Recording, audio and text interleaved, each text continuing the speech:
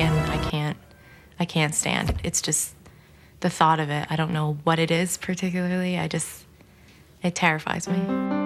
Kate Morgan has a phobia shared to an extent by many people. If I see needles, if I insert a needle, if someone inserts a needle in me, or blood draws, the actual needle itself I'm not scared of, but it's the actual insertion of the needle that I'm petrified of. Kate is not in a position to avoid needles and blood. They are a daily part of her chosen profession. I'm a nursing major. Nursing involves injections, involves blood. Even if you're in a clinical setting that normally doesn't, you will see it. I get anything from symptoms of nausea, heart palpitations, sweating, tingling, but ultimately fainting. I do it in front of classmates, I do it in front of my employers, my teachers. It's degrading, it's very discouraging. Everyone's response is if you can't give a needle, if you can't take blood, why are you in this major? And for someone who loves to do this so much, that's the last thing you want to hear.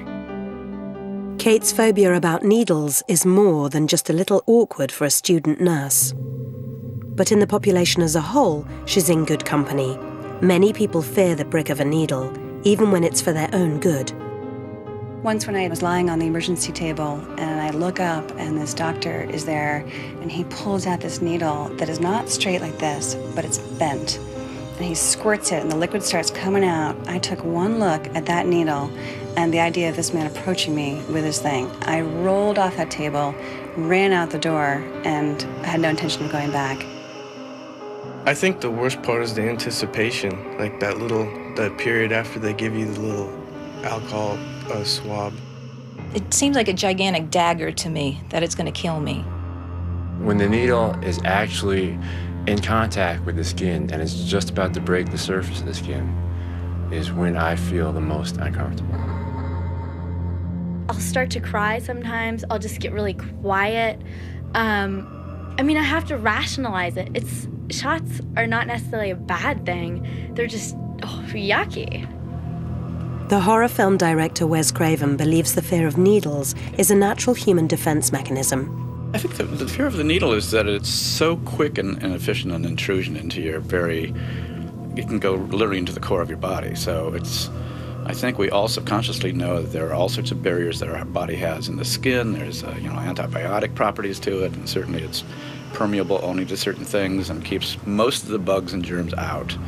So the thought that you're looking at an instrument that you know is very quickly going to prick right through your skin and down into your muscle tissue, I think can make people literally faint because they're aware that all of that protectiveness is going to be, warranty is canceled at this point. So whoever's doing it to you better know what they're doing. So I think there's this kind of primordial fear that you're just, you're being violated in a way. It may be a primordial fear in all of us, but it is only a recent discovery for Kate Morgan, brought about, she believes, by her current environment. I was never scared to go get a shot. This definitely just developed a couple years ago. So I don't think it was anything in my past that really triggered it. I've never really had a problem with it until I actually worked in the hospital environment. Kate's good friend Kathleen sympathizes with what Kate goes through. She usually calls me and says, "Kathleen, I fainted again. I don't know what happened, and I'll try to get some more information out of her. And I was in a patient's room and I couldn't get to the chair on time. And I fell into a computer, hit my head, that kind of thing. And I don't understand what's going on." A fainting fit can easily do far more damage than a needle could. I was in the maternity ward. I started getting dizzy, started getting my symptoms, and my first reaction was to get out of the room. I don't even really remember this part. By this point, I was so dizzy, I sort of was losing consciousness as I went. Apparently, from what I'm told, the secretary was sitting at her desk. I fell on top of her computer and smacked my ribs on her keyboard. I was in pain, my head hurt, my side hurt. I hit my knee and realized that I couldn't breathe because my ribs were fractured. Not a lot of people are supportive of student nurses when they pass out at the sight of a needle.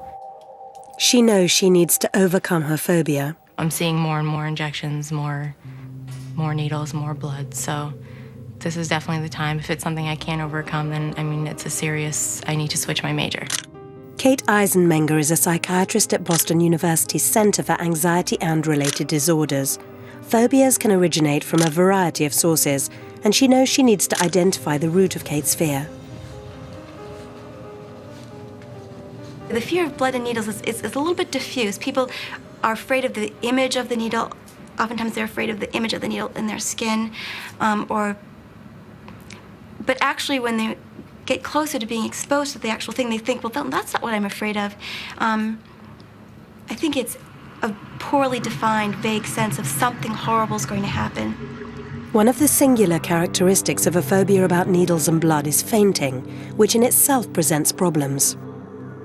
The fainting is an obstacle to getting past the phobia. It's a complication because most people are afraid if they have contact with the phobia, something will happen, which usually doesn't.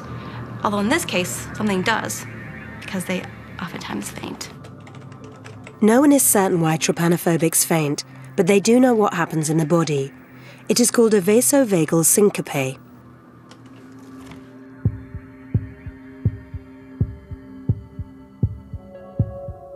When the phobic is confronted with the object of their fear, his or her heart races and the blood pressure suddenly rises. For most people, the blood pressure decreases gradually, but for those experiencing the vasovagal reflex, a signal from the brain slows the heart rate, causing the blood pressure to drop too fast. This reduces the blood circulation to the head.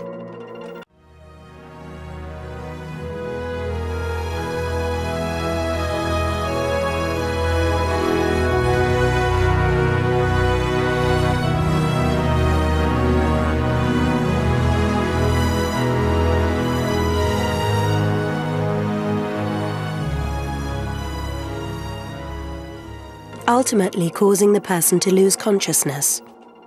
Katie has a strong fear of this situation, which she recognizes is unrealistic, and it causes her significant distress and is actively interfering in her life. Okay, today's lecture is about the nerves, and this is very important for you people using the machine, for you to work into the teaching. This is your worst fear of what the device can do. In the body, we have the central nervous system, CNS, all of our nerves, brought into the different nerves. We have our motor nerves and our sensory nerves. This is our functions that we can make the motors go up and down. And we have our feeling nerves, etc. Then there's the other side called the autonomic nervous system. Automatic, but it's called autonomic. The ANS.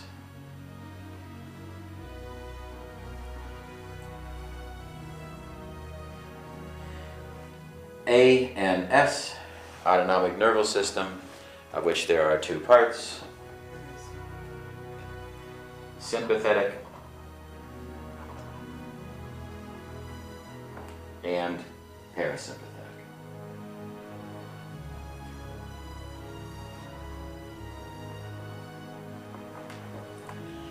These are the nerves that are automatically working throughout our body to maintain our blood pressure, maintain everything that's happening to us. This is an automatic nerval process.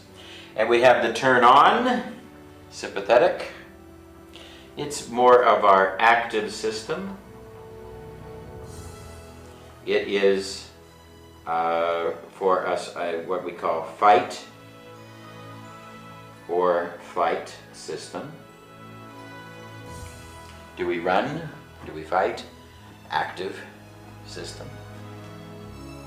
And the parasympathetic is the more passive system.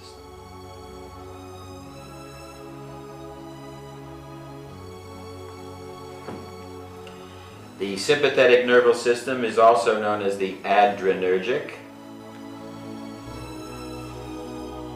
Another name for it is the adrenergic system because its key hormone is adrenaline.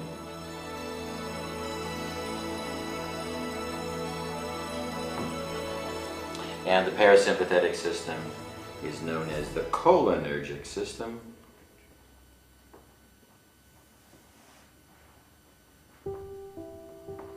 Because its key hormone is acetylcholine.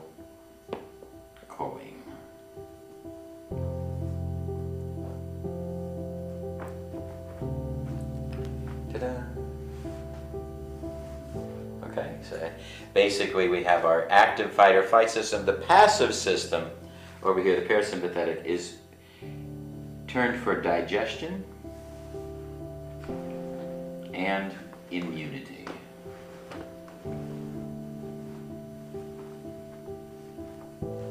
We have this system of the body. And if you've just eaten some soup, which I know you have, right now your parasympathetic system is in the process of digestion. And if the parasympathetic system is working correctly, also in the process of immunity. Worrying about bugs, bacteria, funguses, spice in the soup. All of this stuff going on. All of a sudden, if a Black Panther were to enter the room, your body, your autonomic nervous system will say, I will digest later. I will worry about that bacteria later. Right now, that spice can wait. Feet don't fail me now. This is the sympathetic system. This system has a very rapid turn on, a slow turn off. We can get into an argument over a meal. Sympathetic nervous system, and it just takes a while to turn off. As a slow turn off system.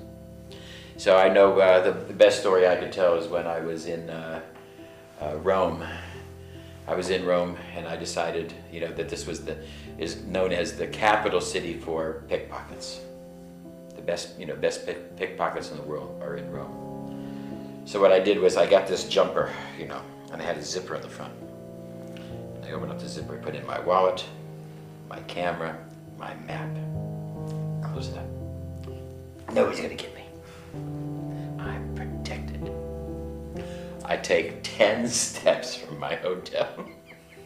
I walk 10 steps from the hotel. I open it up. I pull out the map to see where I'm gonna go. 3 little gypsy girls come walking by. There was 3 of them. One was kind of cute, and the other one were stone cold ugly. And the 2 ugly ones came over and touched me. They go, oh, kiss, kiss, kiss. And I go, get out of here, get out of here. And I go like this. The guy next to me standing at the bus stop says, they got your wallet. I'm an idiot. I had left the thing open. Shit, they got my wallet. I dropped the map. I take off running. Now the 3 of them are running down there, and I'm catching on them. All of a sudden, the cute one, who did not touch me, stands up and she has my wallet and she backs up going this way. And the other 2 who did touch me run that way. I have a choice. I can catch those 2,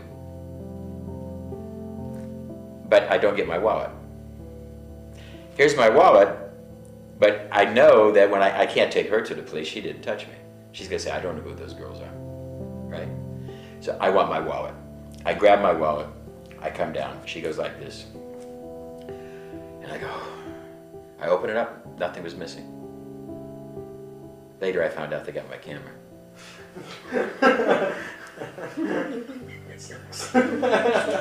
But I got my wallet.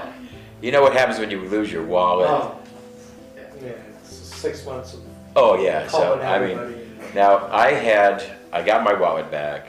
She goes like this. I pulled out, I gave her $20. I mean, I paid for my tuition. She was teaching me. She was the professor that day. She taught me a lesson. I paid my tuition. I gave her 20 bucks. I put my wallet back in. I zipped it up. In fact, I think I put it in my underwear. Safer. But they say that there's really good pickpockets. You know. So now I had that turn on instantly. Boom, there I was. It took me 24 hours to turn off.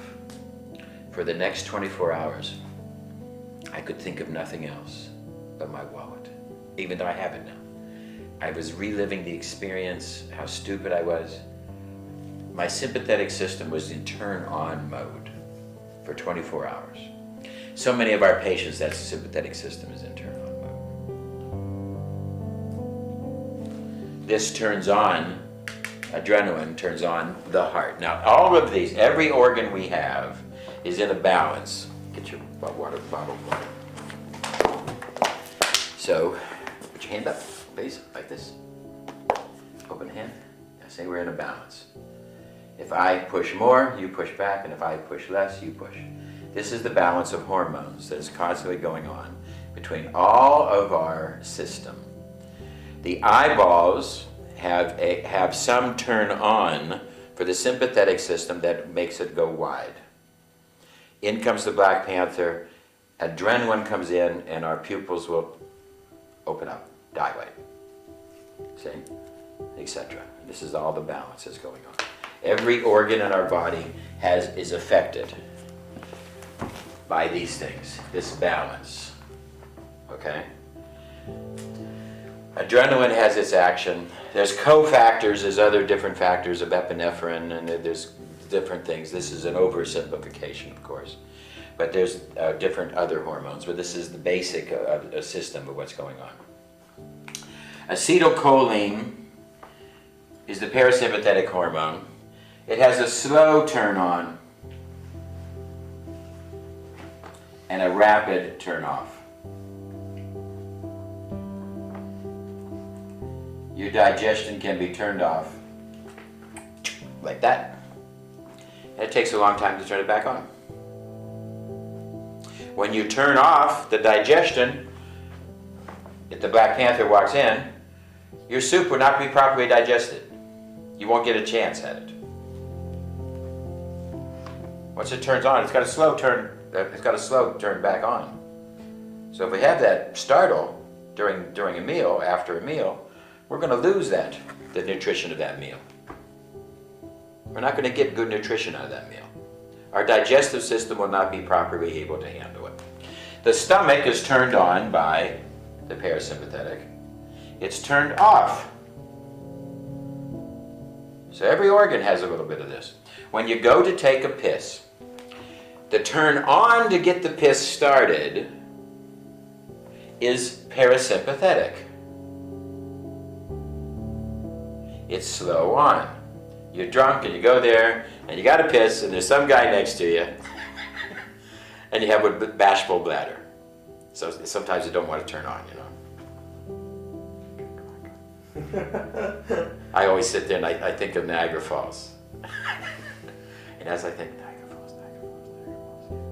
Once it turns on, the operation of the piss is sympathetic. Now I can control it. Ooh, I make it go harder, faster. I can draw my name in the snow, you know. Because that's sympathetic. The turn on is parasympathetic. That's the effect of bashful bladder. Got it? Okay. So many of our patients are overemphasized sympathetic nerval people. They come in and the machine, one of the things the machine does is seeks to find a balance and might be treating this by turning on this. The number one nerve of the parasympathetic system is the vagus nerve. It comes out of the cranium and behind the eyes. It's as big as your little finger. It's one of the largest nerves in the body.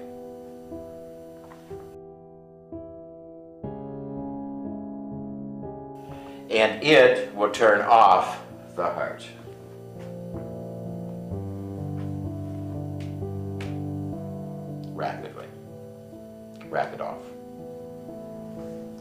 vagus nerve turns off the heart.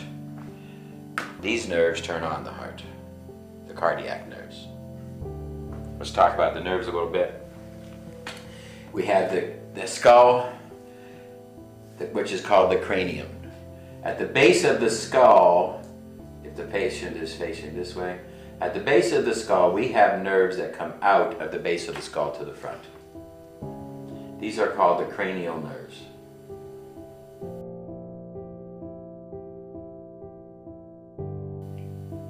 And one of them, number 5, is the vagus nerve. Big nerve. Face nerves, nose nerves, eye nerves, ear nerves, lots of other nerves that go into the face, cranial nerves. Number 5 goes into the chest for digestion, for heart, and it innervates all of the organs in our abdomen and chest. It turns on digestion, turns off heart, turns off lung. Not off, but slows down. Everything's in balance. Got it?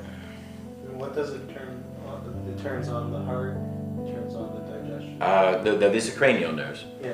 So cranial nerves are let me explain a little more. Now here next we have cranial nerves. Next set of nerves are nerves coming out of the neck, known as cervical. We have the cervical nerves, cervical vertebrae. The cervical vertebrae are the vertebrae of the neck, of which there's 7. Okay. These vertebrae, when you turn your neck, they turn. The first one that you feel that doesn't turn at all, when you do your head back and forth, that is the first thoracic nerve. That's the first thoracic vertebrae. And then there are thoracic nerves coming out of there. Down to the lumbar.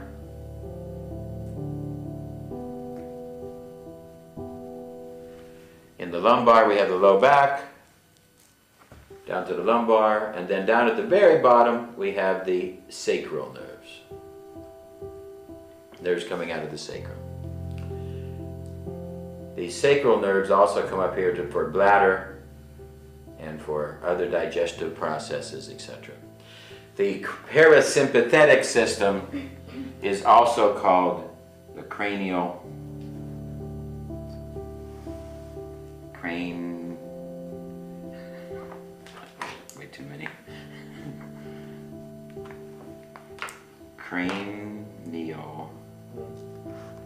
sacral system. Craniosacral nerves. Okay? This is known as the thorilumbar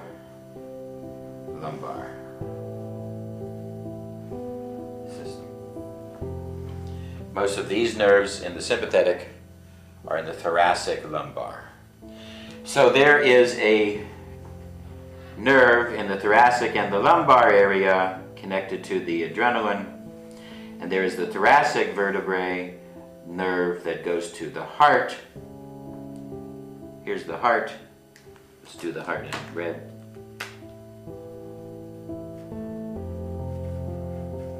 And notice that the turn on for the heart comes through the middle of the back, and the turn off of the heart comes in through the neck down to the vagus nerve.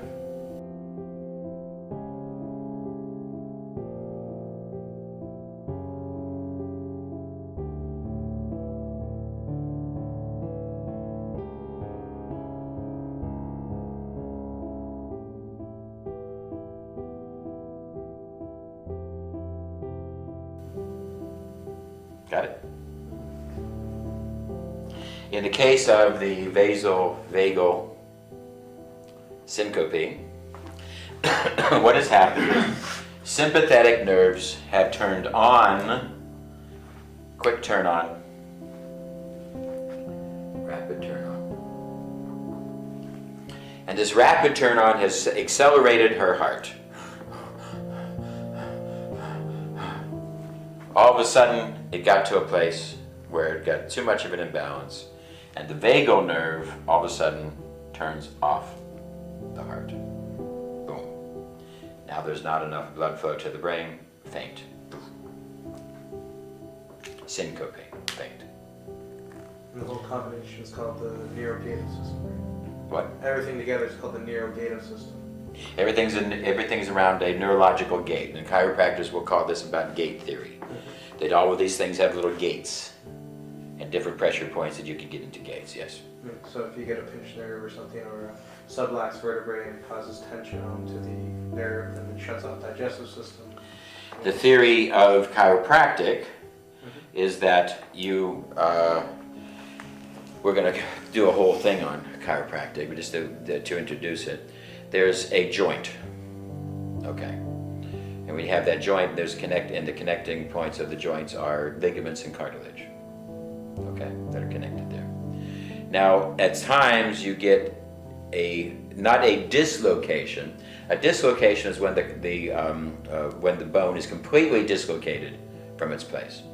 But a sublocation, it's not a complete dislocation, but there's something wrong. There can be an impingement.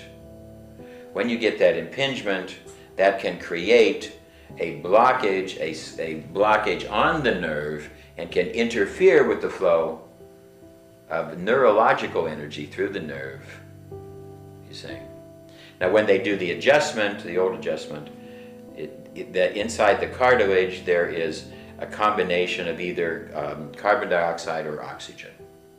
When there is too much carbon dioxide,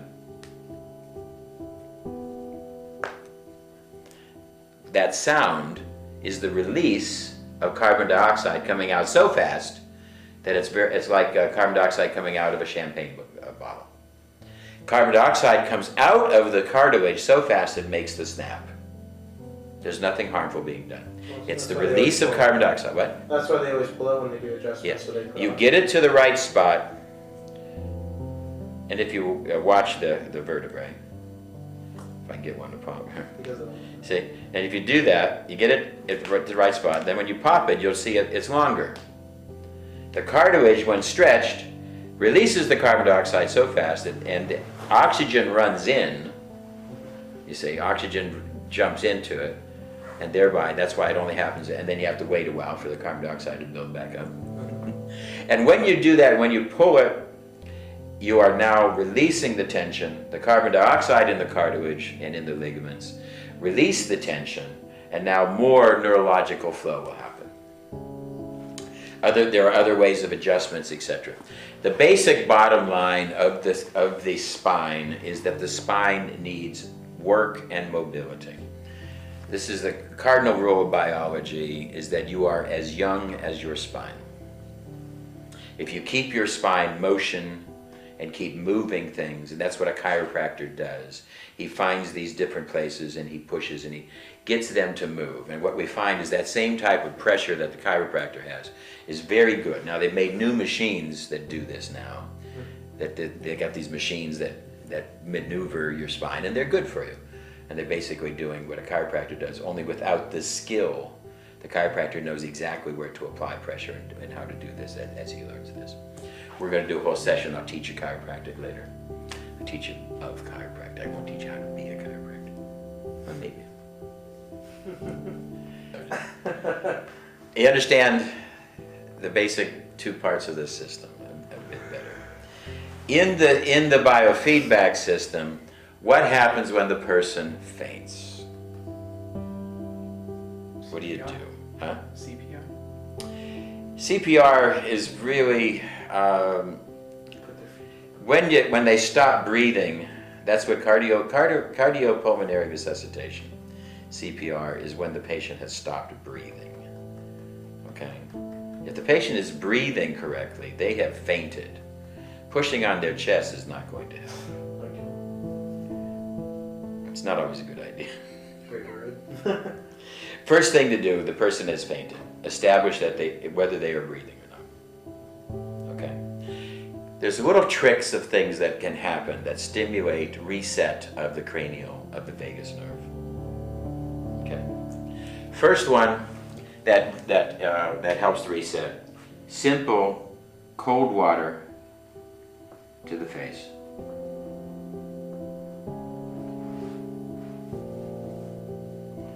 Stimulates a reset of the vagus nerve. A cold towel, a damp cloth with some damp water, cold water, not hot water, to put onto the face, or sometimes just the make sure that the ice is out of the glass. Okay, cold water to the face stimulates a reset of the vagus nerve. Another one, slight pressure to the eyes. One of the other nerves is the eye.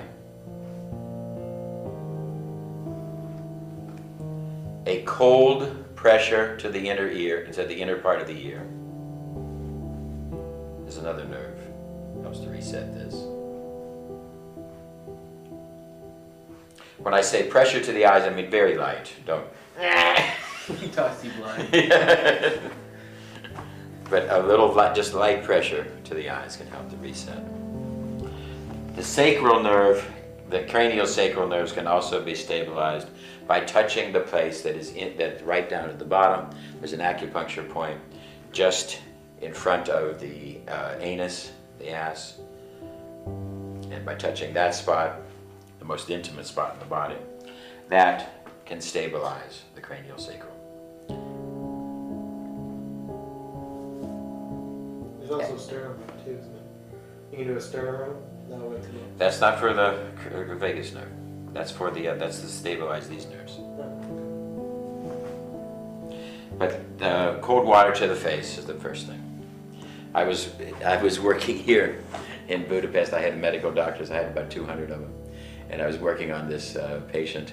And I had my audience here, and I was working on the patient over here. And I'm working, and all of a sudden the patient faints.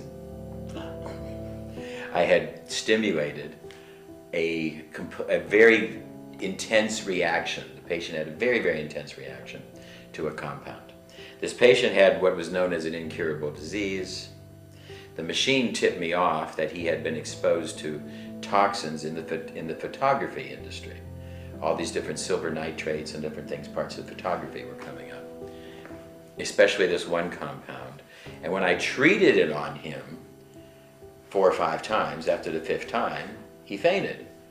I was not paying attention to the patient, I was paying attention to the doctors. He fainted, we picked him up, put some cold water on his face. His disease was cured that day. He no longer had that neurological disease, you see. And that reaction to that compound was so violent and so critical, it created a VasoVagal Syncope. Probably the worst thing that this machine could ever possibly cause. I've only seen it a couple of times, okay? I've seen it a couple of times. And sweat glands are turned on by, different sweat glands are turned on here, and different sweat glands are turned on here. So when we see a patient start to break down in sweat, vagus vasodilation can also be happening. So if a person didn't faint, so the heart just... This is not a heart attack. No, heart continued going. It's just not enough blood or oxygen is getting to the brain. All of a sudden, the heart goes boom, boom, boom, boom, boom, boom, boom, boom, boom, boom, boom. Not getting enough blood to the brain, boom, down they go. Now, in a heart attack, when we study that, that's going to be from a different reason. However, a problem of neurology could turn off that heart. It's possible.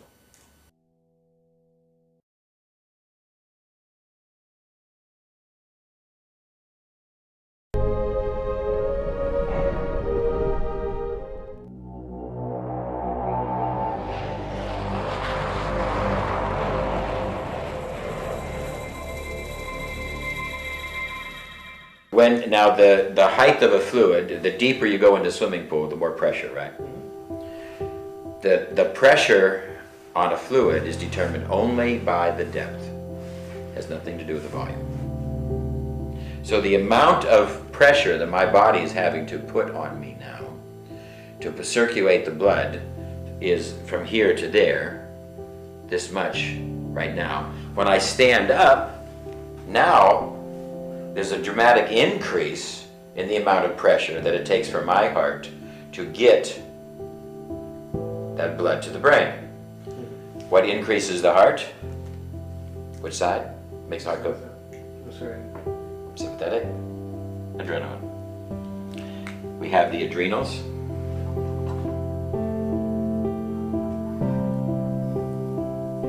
We're going to talk about blood pressure now. When we're going to check blood pressure in a lot of different ways. Now, if we want to find out a balance of this. What we're going to find out now is the next thing is the needed mineral that controls each of these. And adrenaline, and this side, the sympathetic nervous system, is dependent on calcium and phosphorus.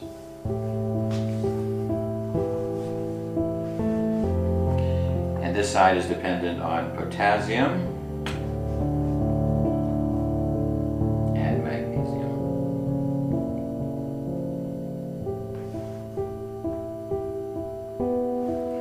To make acetylcholine, your body has to have some acetyl. Acetic acid is where we get, and it just takes a tiny little bit of acetic acid. But a pickle a day, 1 pickle a day, does help to get. That's one of the reasons why we see that pickle on the hamburger. That little pickle helps to get that little touch of acetyl into our bodies that we need. We don't need too much. We have to have potassium, we have to have magnesium in order for us to make and maintain good acetylcholine. We have to have choline. Choline's going to get from different things in the plant kingdom. It's a B vitamin, and also choline is going to be contained in almost any type of meat.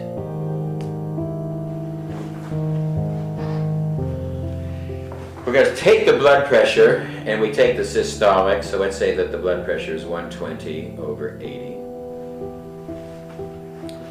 The systolic is the top pressure, and the diastolic is the bottom.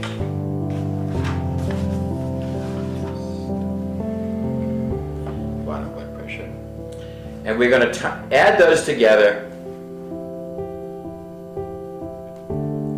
times it by the pulse. Let's say that's 70. Normal. We're going to get our energy index at 14,000, which is normal. That's an energy index we get. Systolic, diastolic added together times by the pulse. So that is our energy index. Energy.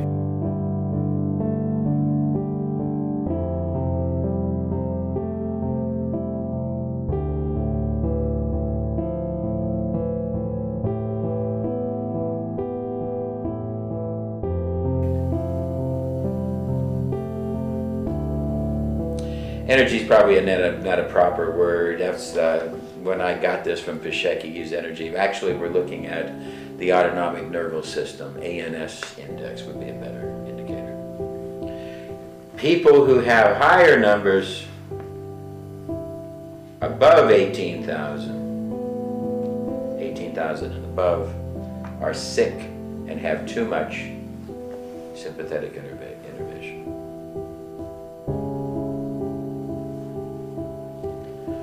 People who have 11,000, let's say 12,000, or lower, are sick and have too much sympathetic innervation.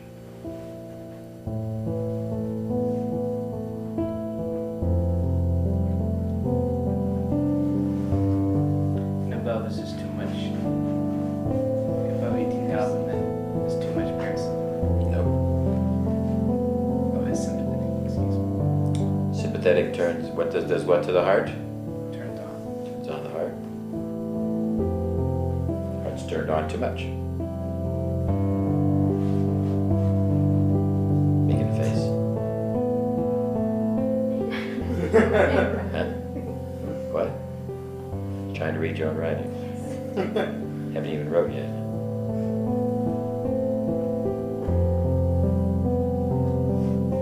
So your high blood pressure patient is? Oh, your high blood pressure patient would be pregnant.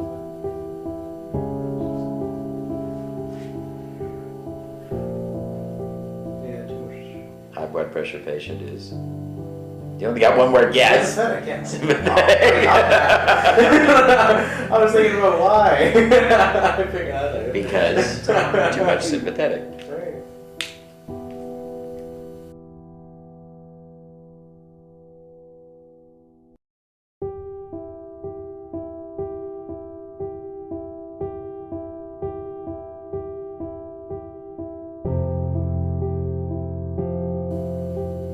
And then below, you would say that If you had a low patient is low side, he is what type of innervation? He is parasympathetic.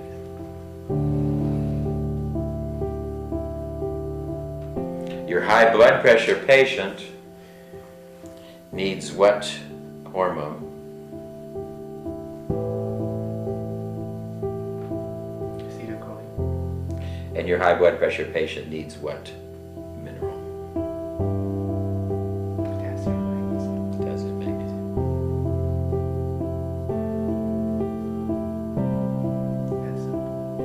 Now, in medicine, they knew this, of course, in medicine. This is all medical lecture I got in medical school up to this point, where they knew that this is true. They tried to make a potassium magnesium supplement. Potassium magnesium supplement, and every time they tried to make this in a synthetic form, people would vomit.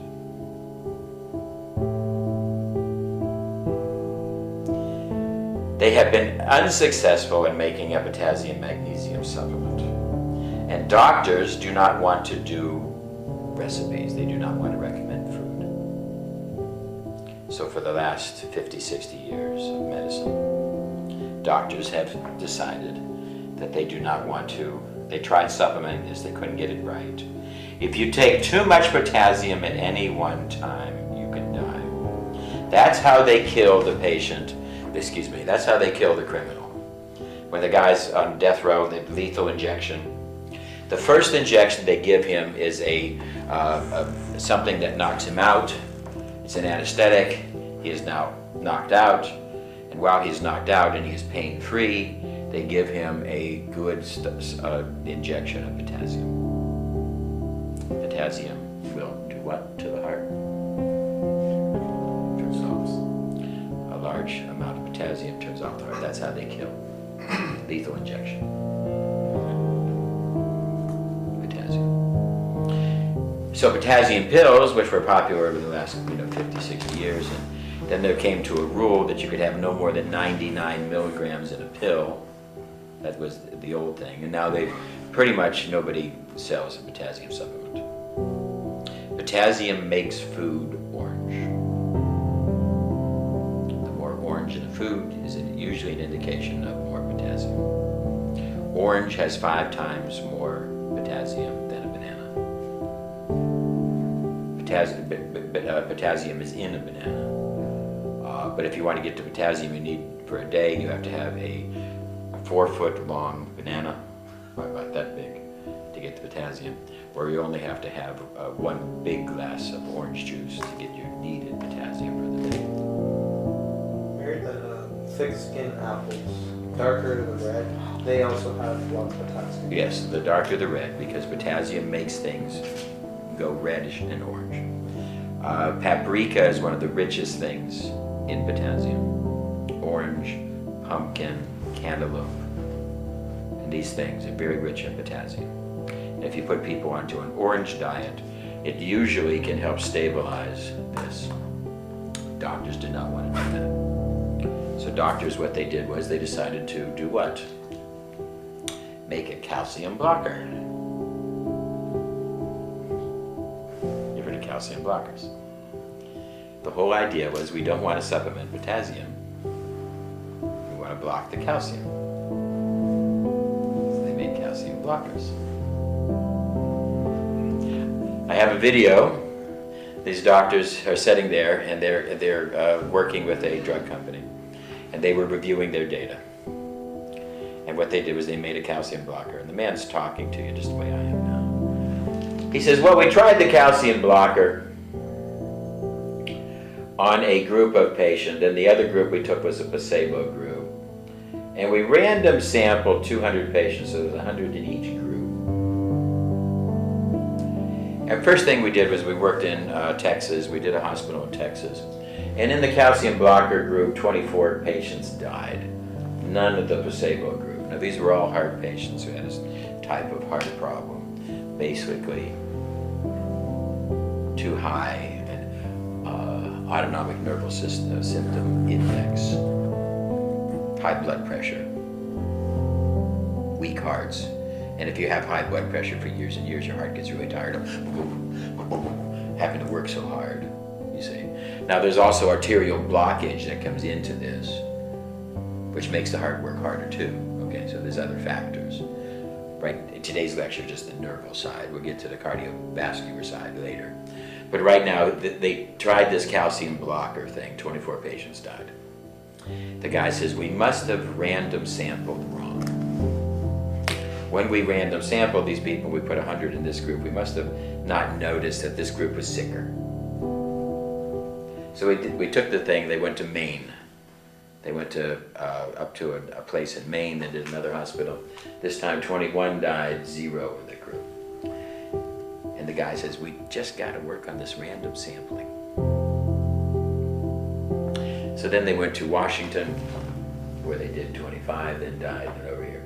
At this point in time, the other doctor chimes in and says, now we start to realize that perhaps there really is something wrong with our theory of our calcium, but we're going to keep working on it until we get it right. Now, if we had played this tape, and if it was Nazis in the concentration camps, right? If it was one of these Nazis in the concentration camp, it'd be a different setup. What the hell? You know, you're killing people. But in our drug culture, no big deal for most of us. For me, I'm horrified at that. I'm horrified at the idea that they don't worry about simple nutrition. And there have been several good articles that have shown that foods rich in potassium, rich in magnesium, that just simple foods have the similar effect to calcium blockers.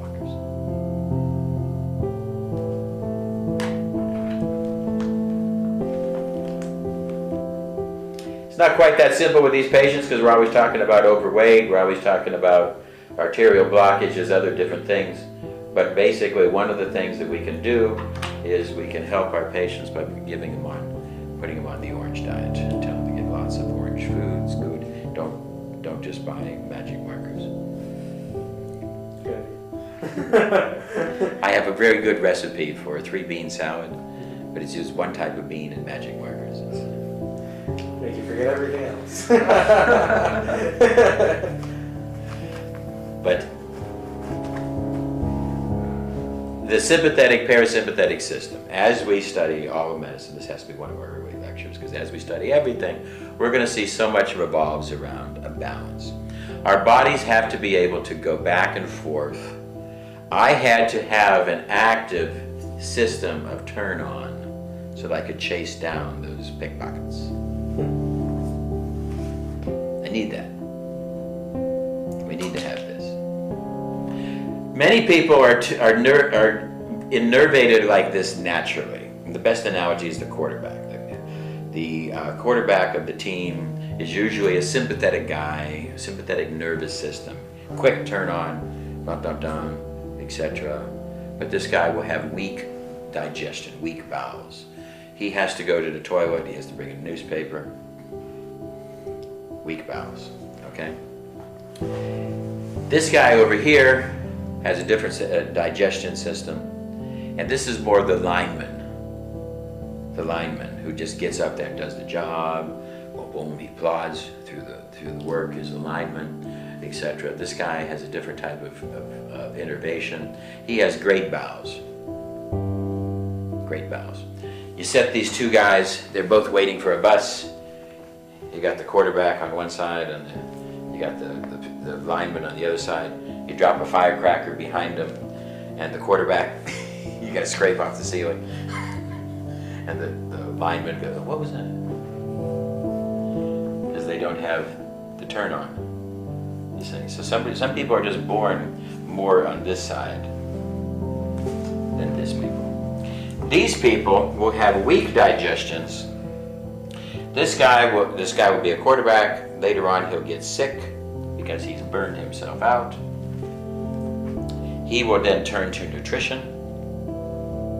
He will find out he can cure himself with good, healthy vegetables, getting off of meat and potatoes because he has weak digestion. He has a weak digestion. So he'll go on to good, healthy vegetables and fruits and etc. to help his body. It works for him. All of a sudden his cancer goes away, his cardiovascular problem goes away, he's better. You see, he writes a book. Fruits and vegetables are the best thing. This poor slob reads it. This guy's designed to handle more food. He's designed to handle more of that type of thing. He can eat more meat. He can digest it. So we had a little bit of a balance in the nervous system here that we need to be aware of. And ideally, we don't want any one type of person. We want people to be able to go back and forth. And today's lecture is mostly about calcium and potassium as the start of the balance. These are the two most reactive compounds, which is why when we do the test on the zeroid, when we go into the machine, we always see calcium and potassium so high. These are the two most reactive compounds. Calcium and potassium are very, very close to each other. Inside the nucleus, with just one addition of one neutron, potassium, which is K, calcium, can be made into calcium. And the body can make calcium. People can live on fruit, which we get a lot of potassium. So today's lecture is about sympathetic and parasympathetic nerve innervation and what to do for VasoVagal Syncope. Cold water in the face. First thing you do when you're working on a patient, you should try to have the patient never in a chair without any arms, in a position where they could faint and hurt themselves. This is always wise. Comfortable chair that if they did faint, they would not fall to the floor. Comfortable chair is best. If you got them on a chair. And then the next big tip is to keep an eye on them. Actually look over now and then. Don't get on the phone too long. Because as you are working on the machine will sense imbalances and try to balance them. And the machine can provoke a vasovagal conflict, producing sweating and possibly resulting into syncope. If you have them sitting down, that's good. Now let's go back to one more thing I want to tell you about the blood pressure. If we take the blood pressure of the patient sitting down, I have a blood pressure, let's say 120 on the top reading. We're talking about the systolic reading. When I stand up and you take the blood pressure right then and there within the first 5 seconds, that blood pressure should increase about 10 points. Should not drop. That is a measure of how good my adrenal glands are.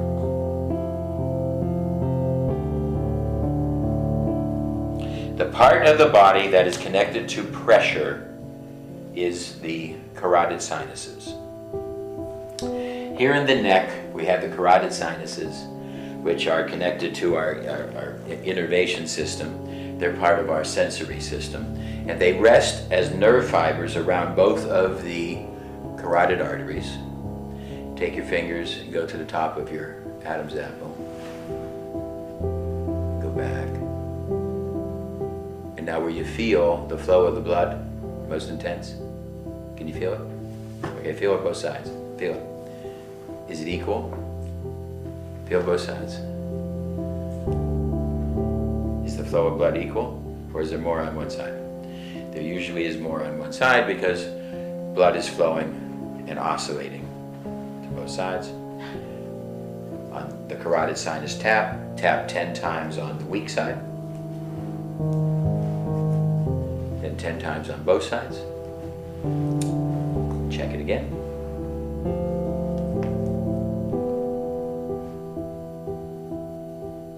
Is it equal now? Don't do it more than 2 or 3 times, but is it equal? Okay. Now, what happens, this is the carotid sinus, and it is the spot of the body that reacts to changes in pressure, such as changes that are happening from weather fronts. Whenever your patient says, I can sense when the new weather front is coming in, that's a change in barometric pressure. The barometric pressure sensors of the body are in the carotid sinus. Patients who have a problem with barometric pressure detection have a problem in the carotid sinus.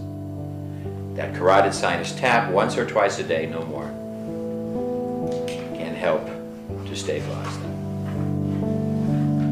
Temporarily or? Can help to stabilize them. And the blood pressure is also, this is also very good for blood pressure, the carotid sinus tap,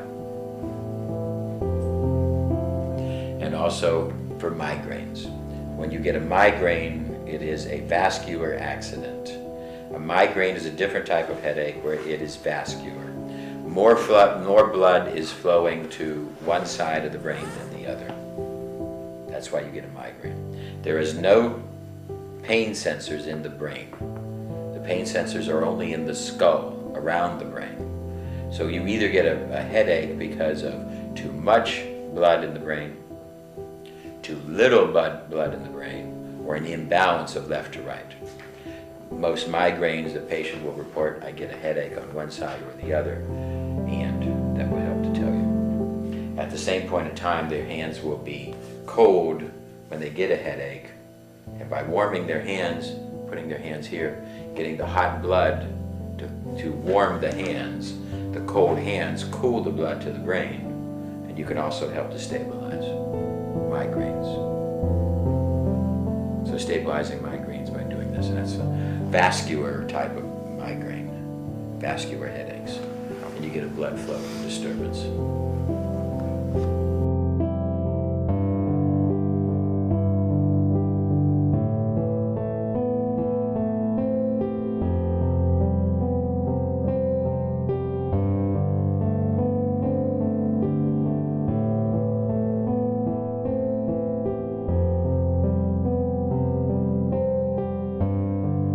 She's going to have more clinical work, and it is fairly important that she's able to master this. At this point in her training, she's going to have more clinical work, and it is fairly important that she's able to master this. I hope that this therapy works more than anything. If not, I mean, this is my last alternative. I think it's great that she's getting help because I want her to be able to get better so that she can go on with nursing. And when you love to do something and then someone tells you you can't do it because you have a fear, that's really sad. The person with the fear is doing all the work, and I can be ready to go through the treatment, but someone else may not be in that place yet. They all know that Kate's career depends on the therapy. I hope to God I overcome this. I don't really have any other choice. I need to overcome this. With Kate ready to begin her therapy, Dr. Eisenmenger reviews the props she will use. They are the implements used every day in hospitals, unavoidable on any ward. Which among them might trigger Kate's phobic response? Many times people have strong reactions to just an object that's associated with a blood drawing, like a glove, which in and of itself isn't dangerous, but her anxiety might start to rise at seeing this. This is a little apparatus for pricking your finger. It has little lancets that come down, so it's sort of like a guillotine. I'll probably be giving her an injection of normal saline if she's able to tolerate that, with a relatively small needle. Beyond that, I hope I'll be able to draw her blood. At times, using a larger syringe by itself has intimidated somebody. So we try to find things that will prompt feelings of anxiety. When do you think that you began to become phobic about blood or blood draws? They start with words only. So it was subsequent to that that you began to see. She's operationalizing, trying to find out just what the fear is. I know that my fear about needles in the beginning was I was always afraid that just when the needle would hit, that I would hurt from the pain and move and then create a larger injury. So my fear was the anticipation of my reaction, that I was going to get jabbed and I would react and that the needle would move around and so, still a fear of mine. Those are threats, yes. Okay. I was in the doctor's office and I passed out. And then I think the other time was a similar experience. Okay. About the fainting, one of the things you can do to counteract that is tense your muscles.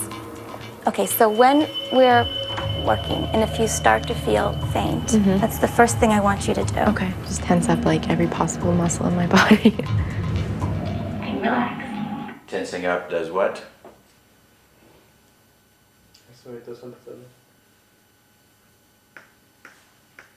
So tensing up is turning on the sympathetic, Releasing adrenaline. releasing adrenaline to counteract the vagus nerve.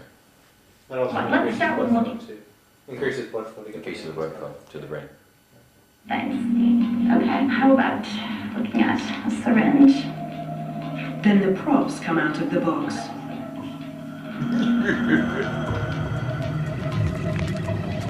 How would you rate your anxiety right now? I'm okay. You're okay. So actually handling this is not a problem. Right. Do you want to start with finger pricks? Yes. What you do is just press up hard, and I want you to tell me when you want me to go. No, you just do it. I don't want to tell you. Now, how are you feeling physically? Nervous. My heart is pounding like 90 miles an hour. Kate's anxiety grows with each new instrument of torture. How about I do it first? This is an example where you are challenging your belief you can't do it. Anything invasive just freaks me out. Ready? Yep. You did it. So how did it feel? Just the buildup. I don't even know if it's the actual prick of the needle. It's just... Okay. Why don't you look? I'm dizzy. You're dizzy? Yeah. Oh. Are you tensing? Yes. Tense? Here. Oh, tense your arm. Tense your arm. Now, how do you feel right now? Not good. Dr. Eisenmenger is still trying to pin down exactly what it is that causes Kate to faint. No. I think that was worse than the last time, though. More intense in terms of the fainting feeling. As Kate is experiencing extreme anxiety, the doctor is clearly on the right track. Did it come on you more suddenly? I don't know if it was more suddenly, but definitely more intense, definitely stronger. But she did not actually faint. However, you didn't pass out. Right. I mean, I'm surprised I didn't. Usually right when it goes in, I pass out, so... Now she's sitting. The amount of blood that has to go to her brain is much less. The time that she fainted, remember, she was standing, you see. So when she's standing. So when people feel faint, the first thing to do is sit them down, minimizing the amount of blood flow. If you can lay them down, that's even better. If you put their feet up in the air, then make sure that they're getting blood to the head. But see, so that she's not likely to pass out now. Perhaps experience has taught Kate to fear fainting as much as she fears needles. I think Katie may have thought she had a fear of needles. And when she initially explained her situation to me, she did describe anticipating that she would be afraid of a lot of the kind of apparatus that we had today. But her fear actually is more of the consequence of needles, of fainting. Kate is depressed. I don't have a lot of faith in it. I mean, I should, but I really don't. I don't know, I just feel like I've had this fear for so long, it's gonna take a miracle to cure me.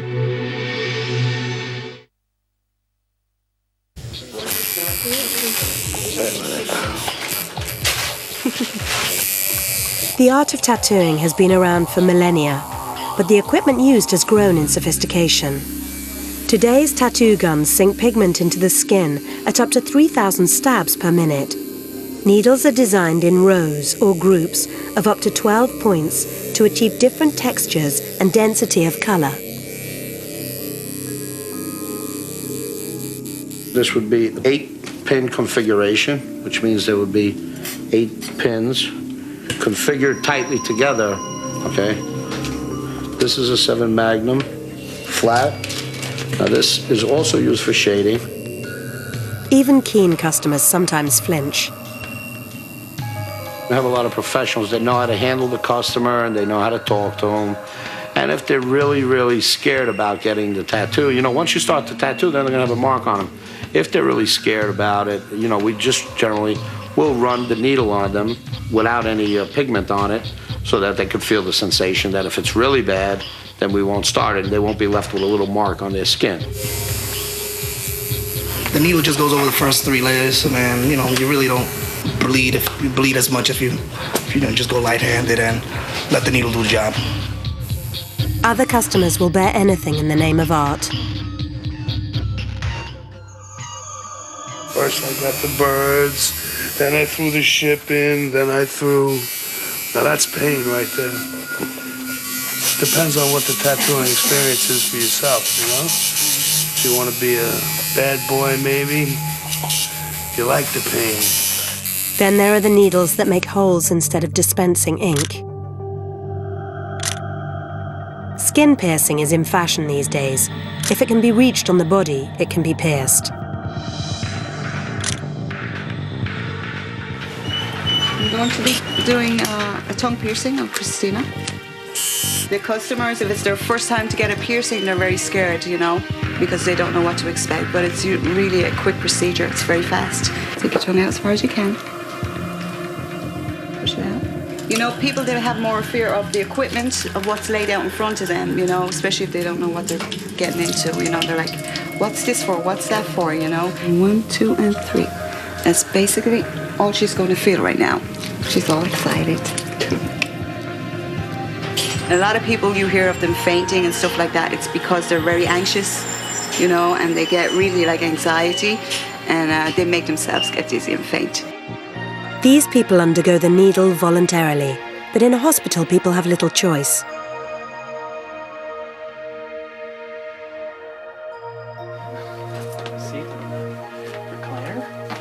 Dr. Eisenmenger is exposing Kate to a different test. And let's see what we get out of new. She's still trying to pinpoint what triggers Kate's phobia. They're working with another doctor and with clinic volunteers to find out if Kate has greater problems watching blood being drawn from others than from herself.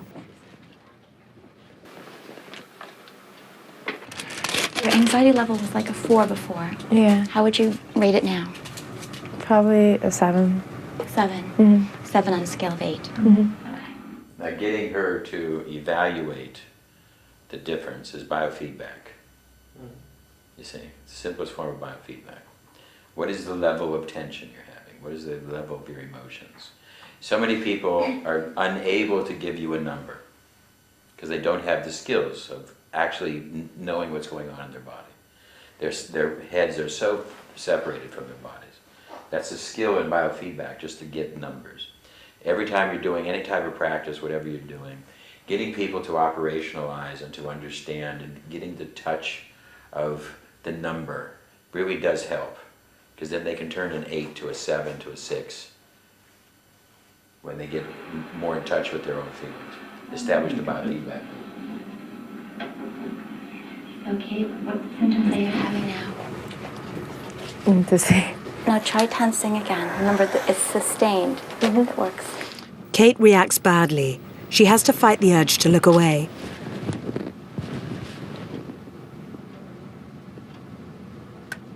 Keep tensing. That was pretty hard, huh? In case you need it for a transfusion. It's It's the turn of another volunteer.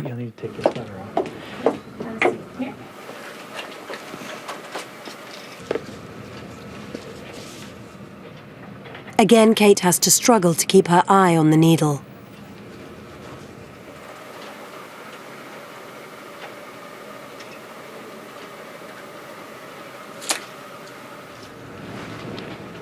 Okay, how was it? Was that worse? Yeah. Why? Okay, so tell me, what were your symptoms? I'm dizzy. You're dizzy. Do you think the fact that the vein wasn't right there? Dr. Eisenmenger seems to have guessed right. Kate's reaction is greater when it happens to someone else rather than to herself. Although you didn't faint, did you tense? What are you thinking right now? Can I sit down? I think, try standing for, you can sit down, but just don't tell me why would you want to sit down now? I'm dizzy You're still still. feeling dizzy?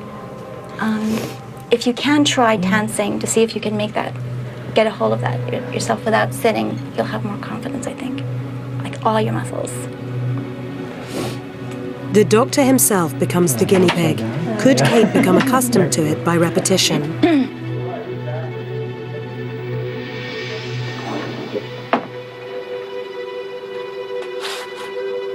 Or is each bloodletting as bad as the last?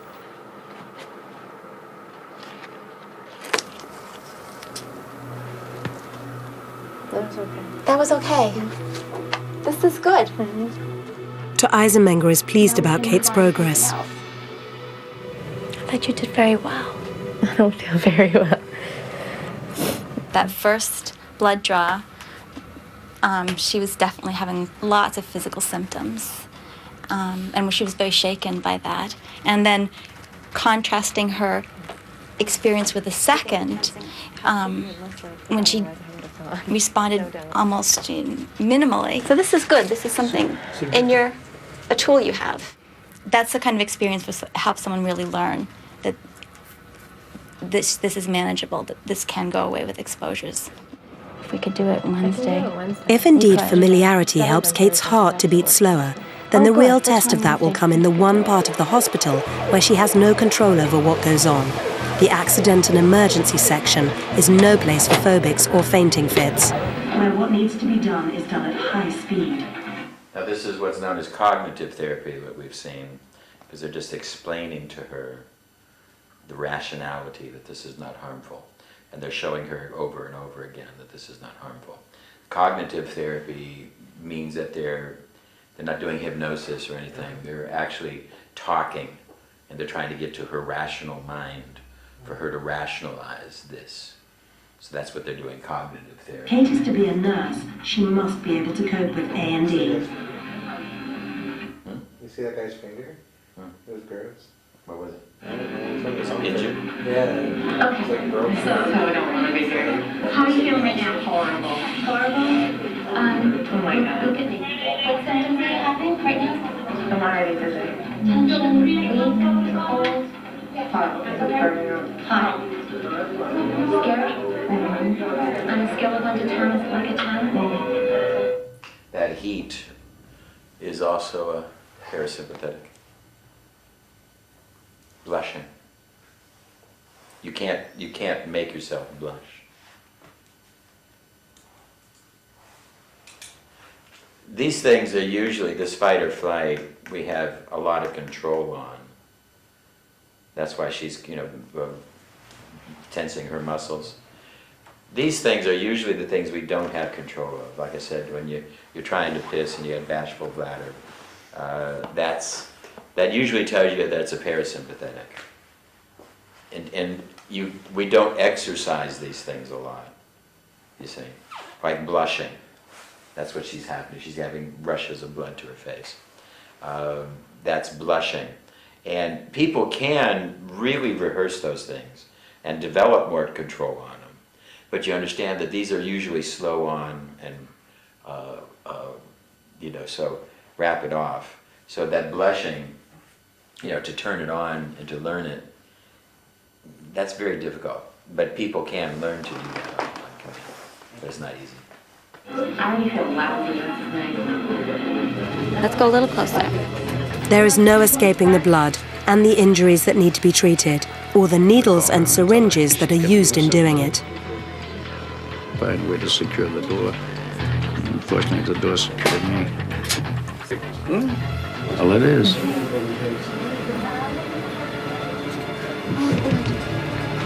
Well, if you guys want to know what those are, I'll let you know too. Kate keeps her eyes fixed on the patient before her. Oh, I should watch this, right?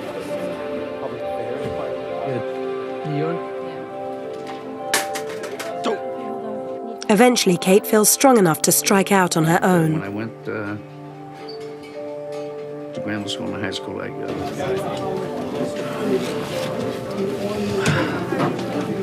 It's Katie, right? Yep.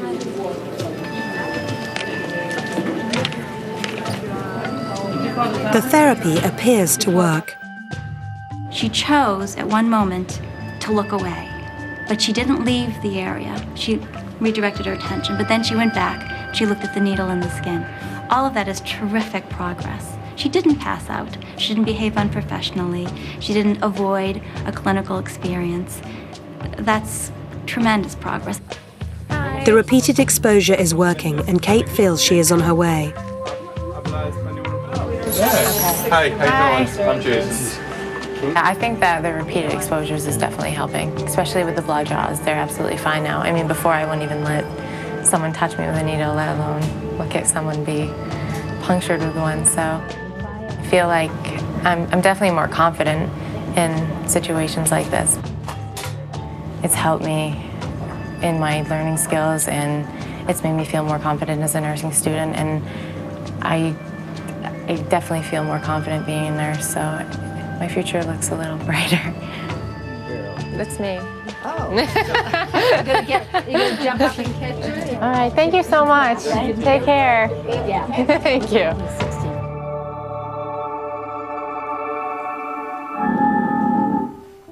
Ta-da!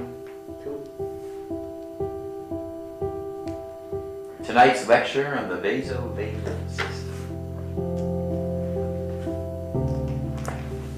Questions? As you learn more and more, we will be referring to this a lot, and as you learn more about this balance of sympathetic, parasympathetic, and uncovering that into your patients and seeing how patients have abilities, develop abilities to turn on certain things and turn off, and things that they can't turn off. And this is why so many people in our world today, 80% of our patients are going to be oversympathetic innervated, and they have difficulty turning off. They have difficulty getting to relax. So they will develop problems in digestion, problems in immunity. Now they have infections, they have other different problems. They can't get out of colds and flus. They always infection, one infection to another infection. Digestive disturbances, when they don't digest things. Now their body is not making good cells anywhere, any place, you see. This is the other thing, is that one of the keys to good health is taking an hour or so, 45 minutes, at least 30 minutes, but after eating, either eat light if you don't have time, or don't eat heavy and get right up into it. So when you're lecturing, if you're going to have a heavy meal, pizza, cheese, meat, etc., then get right up and lecture.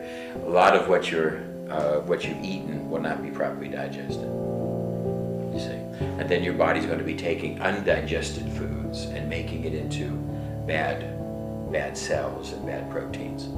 So we need to learn a lot about this, and this will be coming back and forth, and we're going to start seeing our patients through this. And when we start seeing this, we're going to be able to really help patients. This is absolutely, undeniably a must key in learning medicine and how to help people.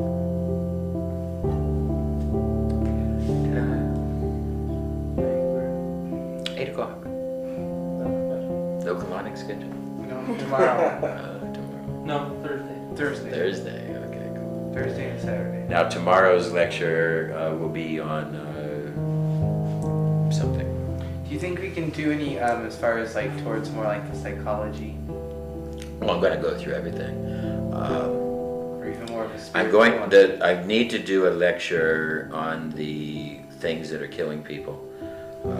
I need to do it. I need for the tape. I need to do that, and I'm not sure it's going to be tomorrow or the next day.